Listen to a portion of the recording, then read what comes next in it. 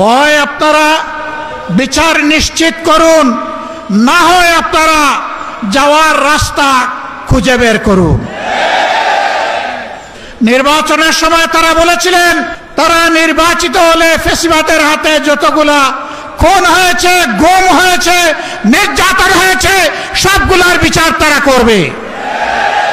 ক্ষমতায় বসার পর এখন তাদের সুর পাল্টে গেছে। বিচার তো তারা করছেই না, বরঞ্চ আপনারা শুনেছেন 4 মাসে 600 জনের অধিক মানুষ নির্মমভাবে বাংলার মাটিতে খুন হয়েছে। আরো দুঃখজনক, এই দলটি নিজেদের হাতে নিজেদের কর্মীদেরকেই খুন করেছে। যাদের নিজেদের কর্মীদের সম্পর্কে নিজেদেরই কোনো দায় এবং দরদ থাকে না, 20 কোটি মানুষের জন্য তাদের কি দায় এবং দরদ থাকবে?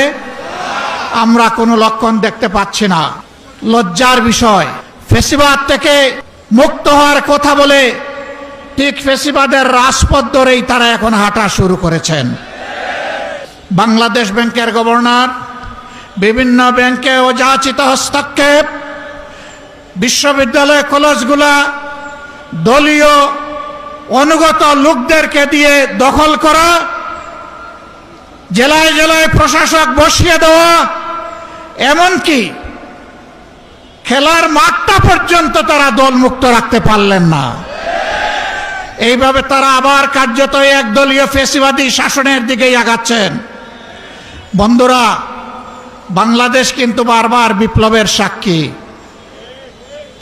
আমরা পরিষ্কার বলে দিচ্ছি, হয় আপনারা বিচার নিশ্চিত করুন, না হয় আপনারা যাওয়ার রাস্তা খুঁজে বের করুন। আপনারা যে পথে হাঁটছেন, সংসদে আমরা প্রত্যেকটি বিষয় সেখানে আমরা প্রতিবাদ করছি। 2/3 কিভাবে পেয়েছেন আপনারাই ভালো জানেন।